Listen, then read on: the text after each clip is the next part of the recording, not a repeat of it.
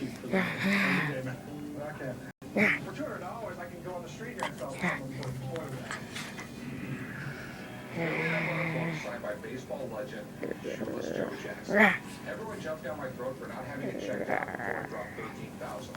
So I'm having my friend Rebecca take a look at it. Hey Rebecca, how's it going? Hey, how are you? Pretty good. I bought a really cool book. Okay.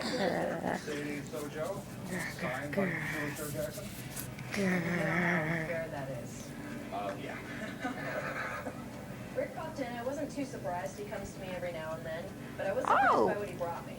It also comes with a certificate of authenticity, right? Don't know this person at all. Yeah, certificate of authenticity is only good as the person who writes them, right? Yes. There are less than a dozen signatures of Shoeless Joe that everyone can agree upon. So if this is another one, this is a really big deal. So you wanted to know about the book, right? Yeah.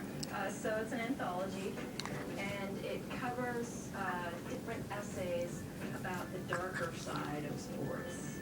There are essays in here from people like Ernest Hemingway, P.G. Woodhouse, so some great names, but they're all reprints too. So the Hemingway originally appeared in His Death in the Afternoon, and so it's a reprint from that. So as far as the book goes, you're not looking at a whole lot of value in the book, even as a first edition. All right. It's worth only about $50.